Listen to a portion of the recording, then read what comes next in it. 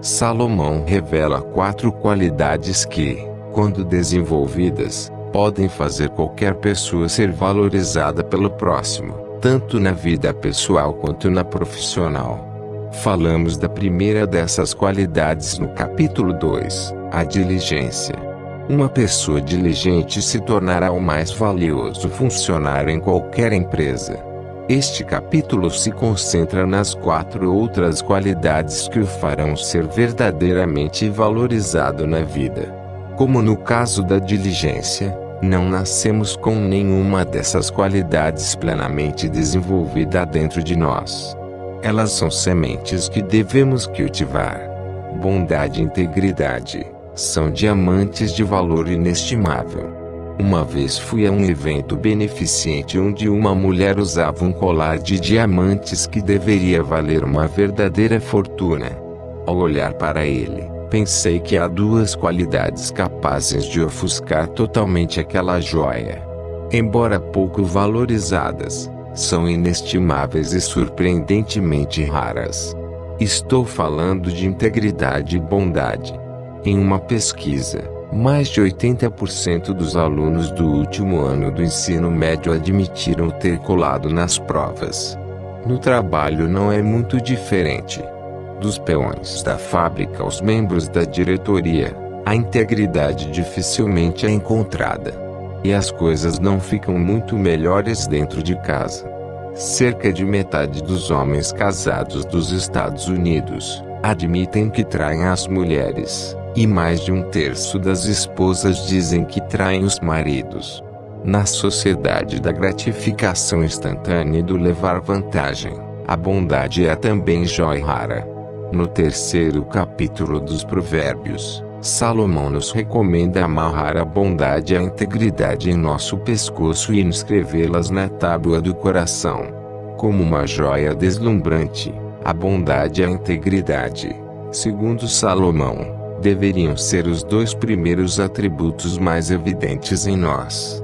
Essas foram as qualidades que logo notei quando conheci Gary Smalley, um homem que se tornaria um dos meus amigos mais queridos. Seus olhos, suas palavras e atitudes emanavam ambas as qualidades. É isso que Salomão quer dizer quando pede que você as ate ao seu pescoço. Salomão prossegue recomendando que inscrevamos bondade e integridade na tábua do nosso coração. Em outras palavras, transforme-as nas coisas mais importantes que você aí faz. Durante 31 anos de convivência, Gary foi benevolente e honesto comigo e com todos os que nos cercavam. Ele não precisa tentar ser bom e honesto, pois essas qualidades se tornaram parte do que ele é. O incalculável benefício de fazer da integridade e da bondade partes de sua vida. Em todo o livro dos Provérbios, Salomão faz promessas condicionais. Se você fizer isso, ganhará aquilo. O mesmo vale para a integridade e a bondade. Se as tornarmos partes essenciais de nossas vidas, ganharemos um benefício que nenhum dinheiro no mundo pode comprar. No livro dos Provérbios, Salomão afirma que conquistaremos a estima dos homens, das mulheres e de Deus. Mas a integridade e a bondade também trazem outros benefícios. Elas geram relacionamentos fortes e valiosos. Você se sente mais seguro em um relacionamento se tiver certeza de que pode confiar na palavra do outro. A honestidade fornece uma base sólida sobre a qual laços duradouros são construídos. E a bondade contribui significativamente para uma relação. Quando uma pessoa age sempre com bondade, faz o outro valorizar o relacionamento como um bem precioso. Elas são encorajadoras e aumentam a autoestima. Quando fui despedido do meu 4º emprego, Bob Marsh, o vice-presidente da matriz, me chamou para almoçar. Quando lhe disse que iria trabalhar em um banco, ele comentou que eu precisaria de roupas apropriadas. Levou-me a uma loja e comprou 2 ternos para mim. Como eu estava praticamente falido, esse ato de bondade me impressionou muito e fez com que eu me sentisse especialmente valorizado. Aumentou minha autoestima e assim comecei a trabalhar no banco muito mais consciente do meu valor. Elas aumentam o compromisso, a lealdade e a motivação. Ser bom com alguém aumenta o nível de compromisso e lealdade dessa pessoa com você. Isso a motiva também a seguir o seu exemplo e agir da mesma forma com você e com outras pessoas. 3 anos depois de Bob Marley me dar aqueles 2 ternos, ele me convidou para montar uma nova empresa de marketing. Na época, a poderosa firma onde eu trabalhava me ofereceu o dobro do salário e prometeu promover-me a vice-presidente de marketing se eu continuasse com eles. De modo que minha escolha era ficar em uma empresa estabelecida no mercado, que me pagaria $36.000 por ano, me oferecia um carro e me promoveria, ou me mudar com minha família para um lugar a 4.000 quilômetros de distância e me associar a Bob em um novo empreendimento que no início poderia me pagar apenas $10.000 por ano. Sabia que, se a empresa desse certo, ganharia muito mais, porém tratava-se de uma aposta arriscada. Mas não foi nada difícil tomar a decisão. A chance de trabalhar com um dos homens que eu mais admirava e valorizava era irrecusável, e eu aceitei a oferta. Felizmente, nosso negócio foi um sucesso muito maior do que poderíamos imaginar. Nossa empresa prosperou, porém o mais importante é que durante 3 décadas adoramos cada dia em que trabalhamos juntos. E tudo começou com um simples ato de bondade. Obstáculos no caminho da bondade e da integridade. Depois de conhecer os incríveis benefícios de inscrever a bondade e a sinceridade no coração, podemos nos perguntar, por que alguém se agarra ao egoísmo e à desonestidade? A resposta é simples. Nosso egoísmo é como um músculo mental e emocional que exercitamos diariamente. Na verdade, é nosso músculo mais forte. Seus reflexos são rápidos e poderosos. Sempre que nos deparamos com qualquer situação que pede uma escolha entre nossos próprios interesses e a simples bondade, nosso reflexo automático é agir em benefício próprio, atendendo às nossas necessidades e desejos. A bondade, por outro lado, é um músculo mental e emocional que exercitamos apenas através de uma escolha consciente. Ele nos força a deixar de lado nossas necessidades pessoais para nos concentrar nas verdadeiras necessidades do próximo. Quando escolhemos usar esse músculo, precisamos vencer nosso egoísmo instintivo. Diariamente temos inúmeras oportunidades de escolher entre agir puramente em interesse próprio ou com bondade. Embora não seja fácil, quanto mais exercitarmos o músculo da bondade, mais forte ele ficará. E, à medida que ganha força, torna-se parte cada vez mais integrante do nosso eu mais íntimo. Com o tempo, passamos a usá-lo mais naturalmente, com pouco ou nenhum esforço consciente. Por que é tão fácil mentir? Quando a maioria de nós procura pensar em alguém desonesto, geralmente pensa em outras pessoas e não em nós mesmos. Mas a verdade é que se incluirmos exageros, mentirinhas aparentemente inofensivas e omissão consciente de fatos relevantes, somos muitas vezes desonestos. Por que é tão fácil exagerar, maquiar a verdade ou mentir por omissão? Porque isso nos coloca temporariamente numa posição mais confortável do que se contarmos a absoluta verdade. Existem 3 motivos para a desonestidade: necessidade de se autopromover, de se proteger ou de manipular os pensamentos, sentimentos ou ações das outras pessoas.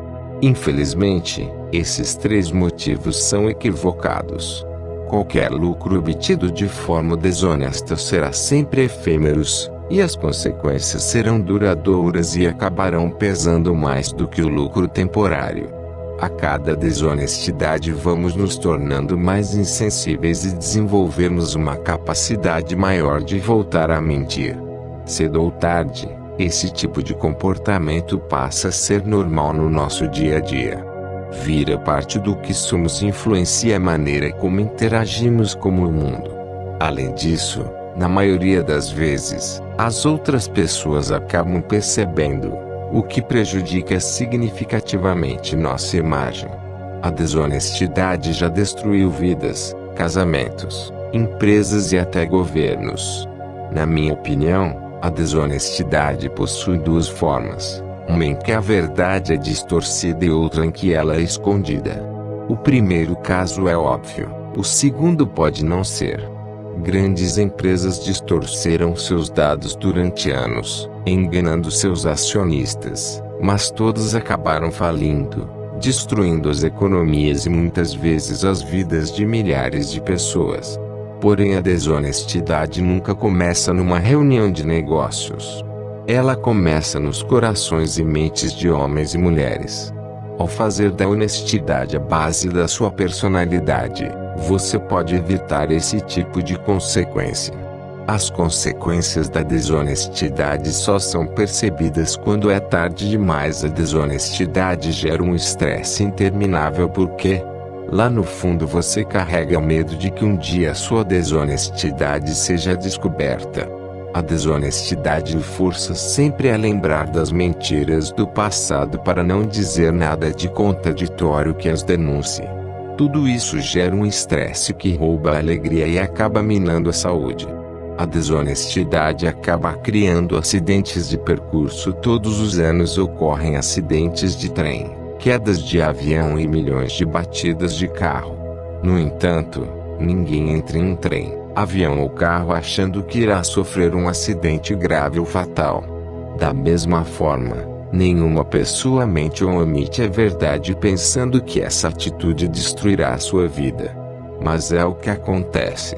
Cedo ou tarde, quase toda desonestidade vem à tona, e o resultado é sempre uma tragédia. Generosidade, a qualidade que recebe mais do que dá. Um homem dá o que tem e recebe em dobro, enquanto o outro guarda o que é seu com avareza, mas empobrece. O generoso prosperará, o que consola o próximo será também consolado. Provérbios 11 e 24-25. A generosidade é um dos mais admiráveis atributos que um ser humano pode ostentar. Seja uma criança dando parte de sua mesada a alguém que precisa ou um homem de negócios doando milhões de dólares para a caridade, sentimos estima e admiração pelas pessoas generosas. Porém, admiração e estima não são os únicos benefícios trazidos pela generosidade. Além da alegria genuína que sentimos sempre que ajudamos a suprir as carências do próximo, Salomão promete que aos generosos jamais faltará nada, todas as suas verdadeiras necessidades serão atendidas, e que eles encontrarão uma prosperidade cada vez maior. Em Provérbios 11 e 24-25, ele nos afirma que aqueles que dão com generosidade receberão mais do que doaram. Soa possível para você? Os psicólogos dizem que as duas maiores motivações da vida são o desejo de ganhar e o medo de perder. Salomão nos garante que a generosidade age diretamente sobre os dois. Se você pudesse ter uma varinha de condão que garantisse suas necessidades materiais para toda a vida e uma prosperidade cada vez maior, quanto ela valeria? Salomão coloca essa varinha nas suas mãos. Tudo o que você precisa fazer é se tornar uma pessoa generosa. O que Salomão quer dizer quando fala de generosidade? Ele diz que generoso é aquele que dá uma parte do que tem para suprir as necessidades do próximo, e que o faz sem esperar receber nada em troca. Embora ele fale do aspecto financeiro e material, a generosidade não se limita a isso. Ser generoso significa estar voltado para as necessidades dos outros, sejam elas quais forem. Muitos pensam que é preciso ser rico para ser generoso. Estão completamente enganados. Uma das pessoas mais generosas que conheci foi um faxineiro que trabalhava na minha faculdade. Ele levava os banheiros 5 noites por semana e tomava conta de sua esposa doente durante o dia. Doava generosamente tudo o que tinha, seu tempo, Suas palavras gentis, sua consideração, seus gestos atenciosos. Uma vez perguntei se ele precisava de alguma coisa. Não mesmo, respondeu sorrindo. Estou plenamente satisfeito com tudo o que recebi. Foi provavelmente o homem mais feliz que conheci. Como prometeu Salomão, nunca lhe faltou nada. Da mesma forma que consolava o próximo, era consolado. E aqueles que não são generosos? Salomão afirma que ficarão pobres. Não será necessariamente uma pobreza financeira ou material, mas a pobreza da alma. Nunca estão satisfeitos com o que têm e precisam sempre de mais, até chegarem à falência emocional. A generosidade começa no coração. É sempre ativa, nunca passiva. Graciosidade, o atributo que o eleva aos olhos do próximo. Uma mulher graciosa alcança a honra. Provérbios 11:16. De acordo com Salomão, a qualidade que lhe trará glória, honra e encanto é a graciosidade. O que ele quer dizer com a palavra graciosa? A palavra em hebreu engloba bondade, paciência, delicadeza, elegância, bom gosto e fineza. Significa mostrar essas qualidades às outras pessoas sem levar em conta o que é esperado e merecido. Graciosidade é também gratuidade. Talvez Salomão tenha usado a palavra referindo-se às mulheres por acreditar que essas qualidades parecem ser mais inerentes a elas do que aos homens. A verdade, no entanto, é que essas qualidades são raras nos dois sexos.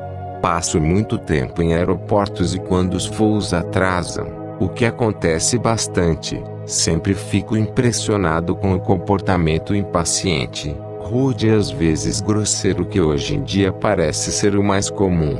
É importante se dar conta de que a graciosidade não está relacionada a um tipo de personalidade. Exercê-lo ou não é uma escolha que qualquer pessoa pode fazer.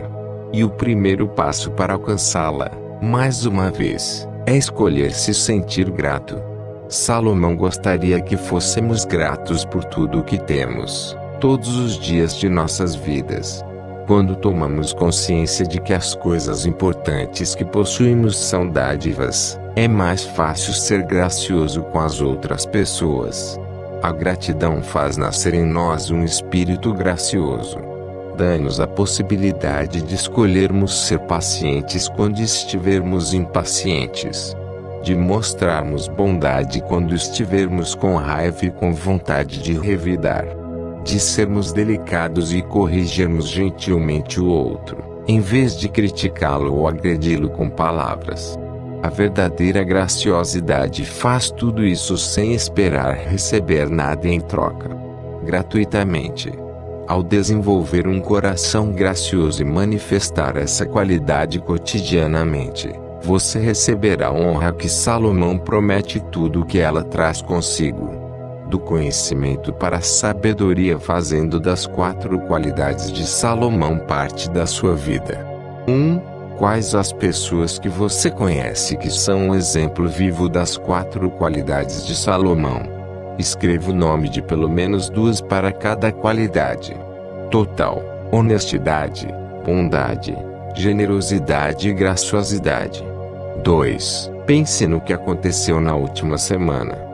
Escreva exemplos dos momentos em que você exagerou, contou uma mentira inofensiva, omitiu um fato importante ou disse uma mentira deslavada.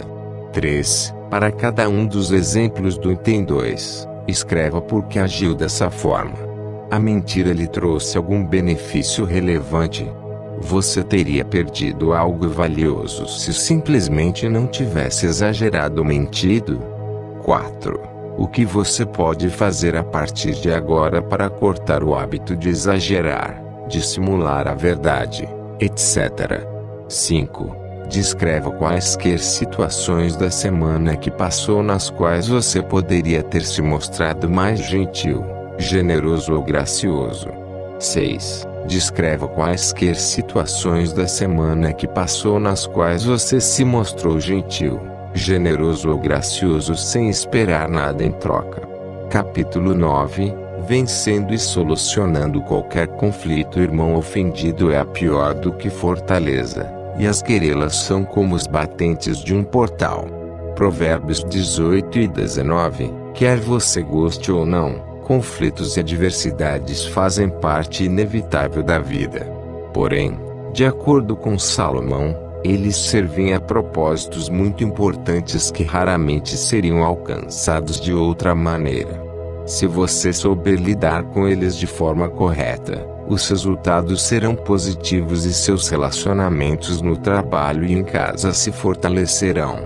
Se lidar de forma errada, os resultados serão negativos, prejudicando sua felicidade e seu potencial sucesso. Tentar solucionar adversidades ou conflitos sem as estratégias de Salomão é praticamente impossível.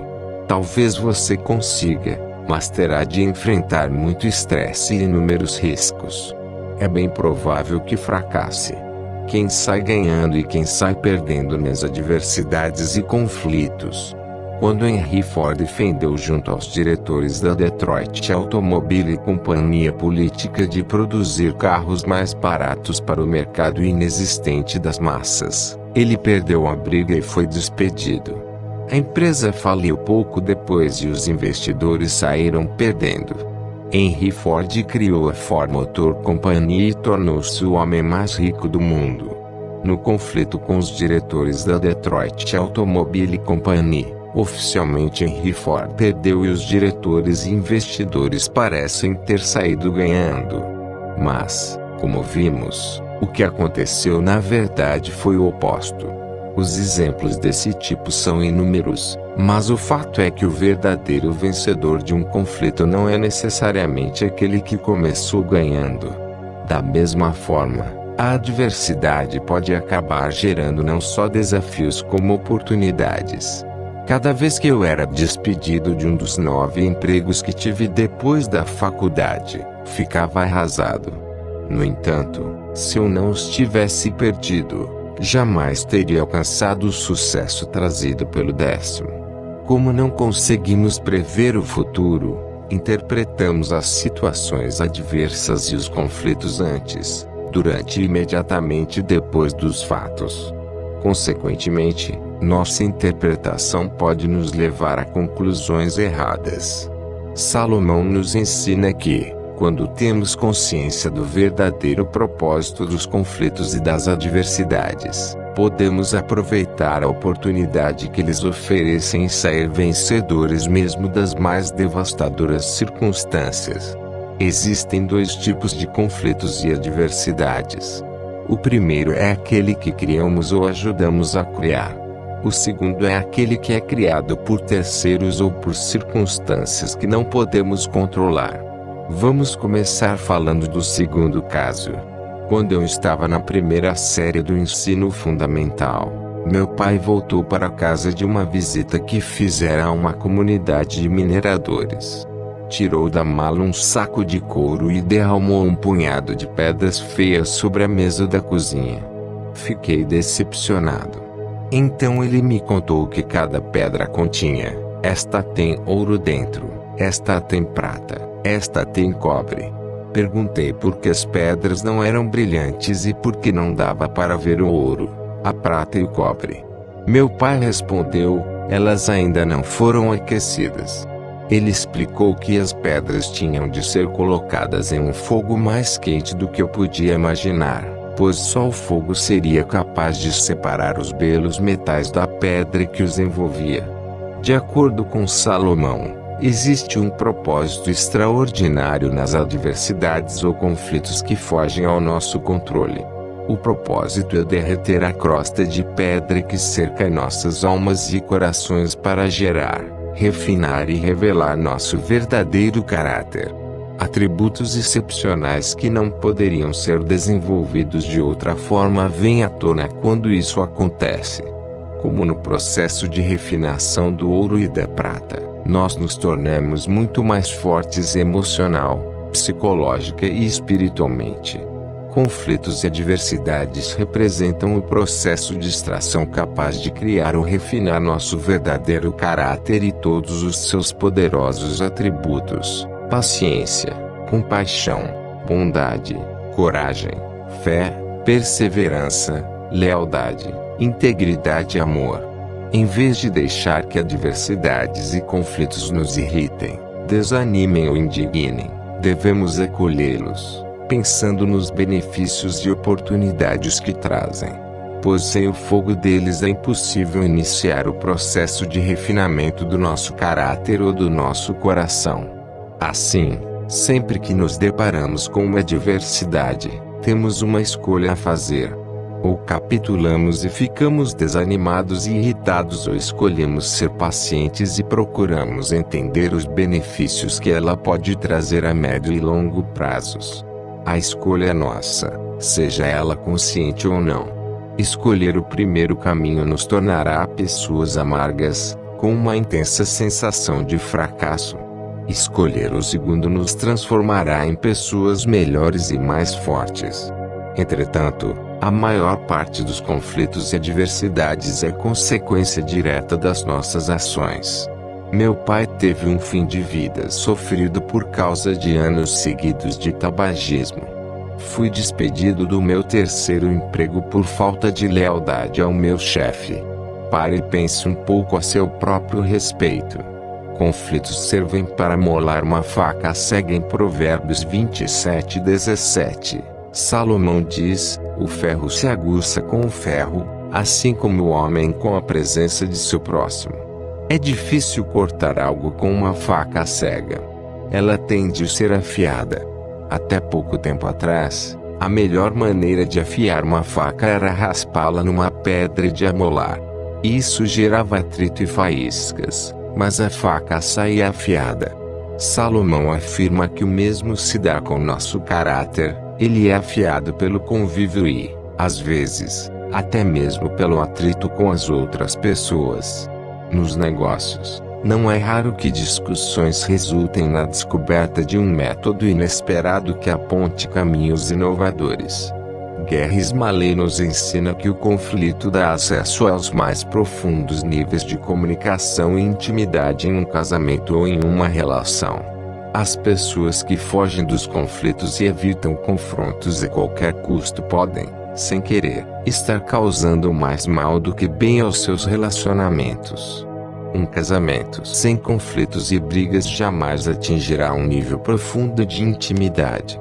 Os conflitos não devem ser vistos como um inimigo a temer, e sim como uma ferramenta necessária para um resultado melhor em qualquer área da vida. Redefinindo seu conceito de vitória, muitos acham que vencer uma discussão é conseguir que a outra pessoa concorde conosco e seja convencida a fazer o que queremos. Se pensarmos assim, os diretores da Detroit Automobile venceram quando derrotaram Henry Ford. Vencer de fato, em qualquer situação, significa alcançar o melhor resultado possível. Geralmente é isso que ambas as partes desejam, mas a interpretação que elas dão aos fatos pode ser prejudicada por suas visões parciais, seu desejo de vencer ou sua incapacidade de ver mais além. Elas discutem sem compreender plenamente os fatos ou ficam obcecadas em impor seu ponto de vista. Por outro lado, quando Ford convenceu os investidores da Ford Motor Company a apoiarem seu sonho de fazer automóveis que as massas pudessem comprar, ele venceu. Os investidores venceram e milhões de pessoas no mundo inteiro venceram. Mais tarde, ele convenceu os acionistas a continuar produzindo apenas carros pretos, enquanto outras montadoras ofereciam aos consumidores uma ampla gama de cores. Embora tenha ganhado a discussão, ele e todos os demais saíram perdendo. Se usarmos as estratégias de comunicação de Salomão mostradas no capítulo 5 e suas instruções para lidar com conflitos apresentadas no próximo capítulo, poderemos ajudar todas as partes envolvidas a enxergar com mais clareza e buscar em conjunto o melhor resultado possível. Ganhar deixa de ser uma questão de persuadir os outros a fazer as coisas do meu jeito. Passa a ser uma maneira de conseguir o que é melhor para todos. Conflitos podem ser benéficos ou nocivos, Dependendo de como os enfrentamos sempre que entramos numa discussão, iniciando-a ou respondendo a quem a iniciou, tendemos a defender nosso ponto de vista e atacar o do outro. Na maioria das vezes, esse é nosso único objetivo. Também não respeitamos regra alguma. Falamos tudo o que nos vem à cabeça. Agimos sem pensar e geralmente causamos mais mágoa do que seria necessário ou benéfico. E somos magoados de volta. O resultado é que nosso relacionamento fica temporário ou permanentemente prejudicado. Salomão diz que isso é tolice. Seja qual for o motivo da discussão, devemos, ao perceber o que está acontecendo, assumir o controle das nossas palavras e mudar o foco. Em vez de simplesmente defendermos ou atacarmos, devemos buscar o melhor resultado possível para ambas as partes. As causas de um conflito nocivo. Salomão nos diz que são 5 os motivos que tornam um conflito nocivo e destrutivo. Sempre que pensarmos em entrar numa discussão, devemos nos perguntar se ela se baseia em alguma das causas a seguir. 1. Orgulho. Em Provérbios 13:10 encontramos: o orgulho traz apenas contendas. A sabedoria está com os que se deixam aconselhar. Como veremos no capítulo 14, arrogância natural e orgulho são as maiores causas dos nossos problemas. Então, antes de entrar em um conflito, pergunte-se se o principal motivo da discussão é simplesmente alimentar seu ego ou defendê-lo de um ataque. Se for assim, interrompa a discussão. Salomão sugere que você busque conselhos externos antes de entrar em choque com alguém. Ele dá a entender que a sabedoria extraída desses conselhos muitas vezes evita que você se deixe levar pelo orgulho. Já vi maridos e esposas se atacarem por ninharias e fazer o mesmo com os filhos. Salomão também nos manda evitar isso. Guarde suas discussões e conflitos para as questões que realmente importam, para os momentos em que danos reais tenham ocorrido ou estejam prestes a ocorrer e um enfrentamento seja a única forma de solucioná-los ou impedi-los. Brigue com alguém apenas quando tiver um motivo real para tanto, e não por orgulho mesquinho. 2. Raiva. Como está em Provérbios 15:18. Um homem colérico atiça querela, o homem paciente acalma a rixa. As discussões geralmente começam porque uma das pessoas está com raiva. E o mais comum é que essa raiva nada tem a ver com a discussão. Se você perceber isso, procure resolver os problemas que o estão atormentando antes que eles destruam relacionamentos importantes na sua vida. Se a outra pessoa está passando por uma crise que a deixa nervosa, evite entrar em conflito com ela, mesmo que isso signifique limitar o tempo que vocês passam juntos. No capítulo 11 veremos os preceitos de Salomão para lidarmos com a raiva em nossas vidas e nas vidas de outras pessoas. 3. Palavras duras. Lemos em Provérbios 15:1. Resposta branda aplaca a ira. Palavra ferina atiça a raiva. Basta uma única afirmação ríspida ou algumas palavras cruéis para começar ou intensificar um conflito. Na maioria dos relacionamentos, sabemos quais são os pontos sensíveis que provocam uma briga e quais as palavras e afirmações que fazem o outro perder o controle. Salomão sugere que pensemos antes de falar e agir e que usemos palavras ternas e gentis para amainar a tensão, em vez de palavras duras para aumentá-la. 4. Reações impulsivas. Em Provérbios 25:8, Salomão diz: não te apresses a entrar em conflito ou podes ver-te diante de uma situação sem saída. A maioria das discussões é iniciada impulsivamente. Salomão nos adverte que é muito provável que um conflito iniciado por impulso acabe sendo nocivo. O conselho dele: evite isso. Pare e pense em estratégias alternativas. 5. Interferir nos conflitos de outras pessoas. Em Provérbios 26:17, ele diz: Agarra um cão pelas orelhas quem se mete em briga alheia. É natural querermos ajudar os outros em seus conflitos. Apesar disso, afirma Salomão, ao fazê-lo, você é quem vai ser mordido. Tomar partido de uma pessoa sem saber todas as questões envolvidas é garantia de desastre. Quantas vezes isso me aconteceu?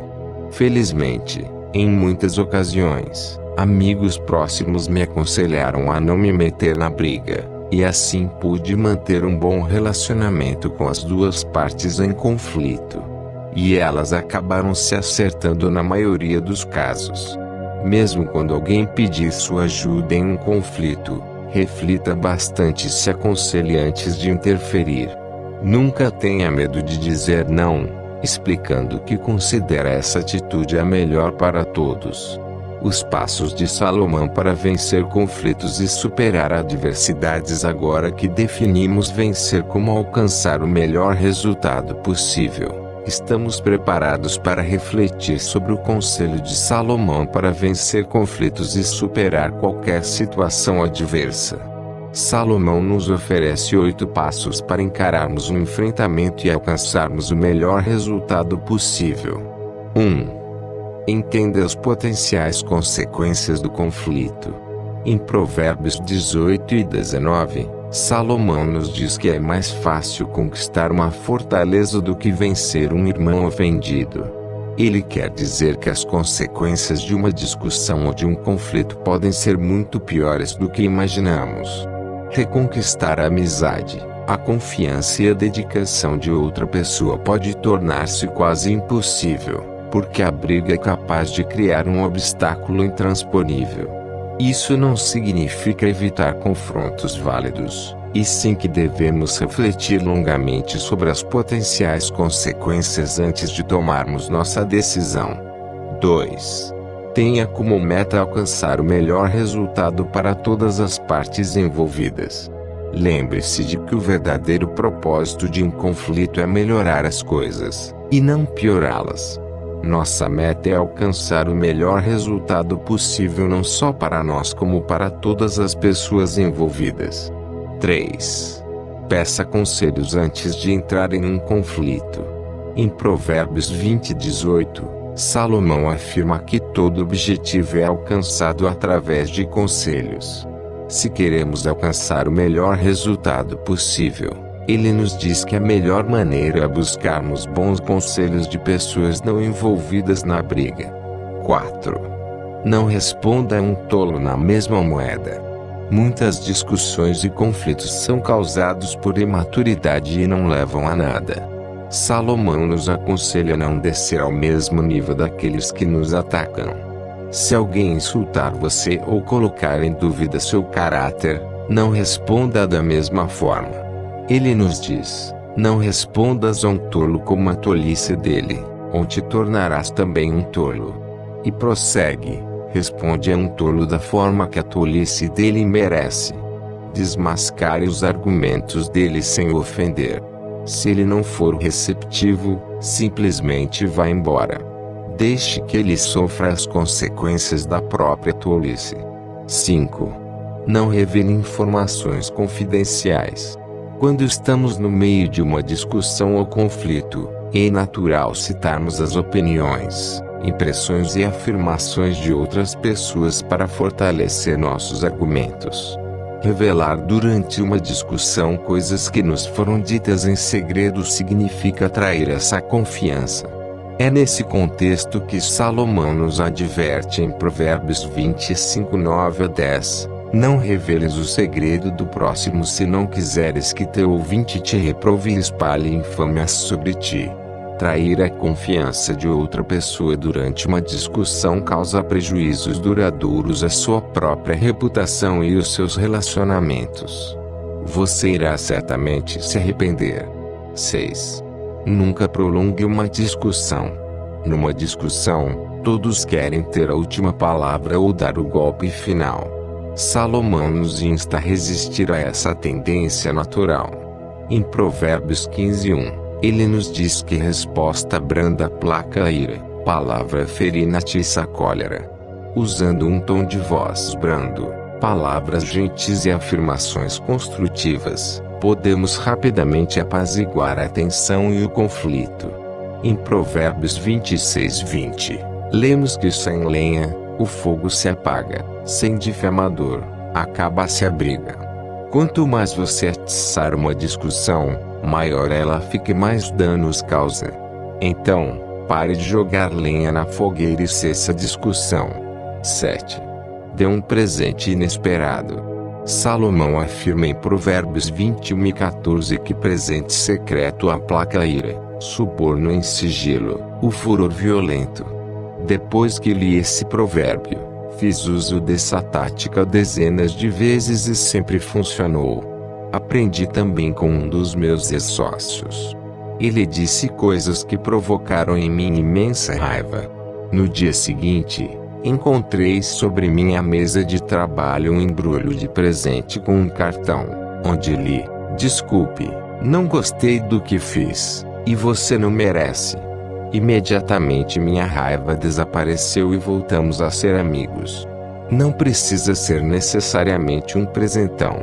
Pode ser um simples bilhete que venha com um pedido de desculpas. 8. Não tarde a perdoar. Salomão nos diz: o ódio alimenta a discórdia, mas o amor supera todos os erros.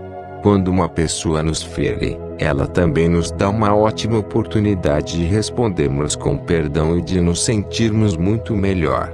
Não há atributo mais gracioso e louvável do que a capacidade de perdoar. Por isso, devemos ser gratos às pessoas que mais nos magoaram. Quanto maior o nosso perdão, mais correto e generoso se torna o nosso caráter. Lidando com a adversidade, Salomão nos oferece uma série de medidas que podemos usar quando nos vemos diante de circunstâncias adversas, seja qual for sua fonte ou seu nível de dificuldade. Entenda que as adversidades são uma parte valiosa da vida. Como já vimos, as adversidades e desafios nos dão a oportunidade de desenvolver nosso caráter. De acordo com Provérbios 17:3, somente a adversidade refina e revela o ouro e a prata do nosso caráter. Ninguém gosta das adversidades quando está passando por elas. Porém, se não as vivermos plenamente, os músculos do nosso caráter jamais alcançarão todo o seu potencial de força e poder. Foi preciso perder meu pai para compreender profundamente a dor de quem sofre uma perda desse tipo. Minha capacidade de ser solidário e ter uma compaixão expressa em gestos concretos se fortaleceu com essa experiência sofrida. Nunca mais deixei de manifestar-me o mais afetuosamente possível quando alguém perde um ente querido. Obrigado. Você chegou ao fim de uma leitura. Confira se saiu a próxima parte nos links da descrição.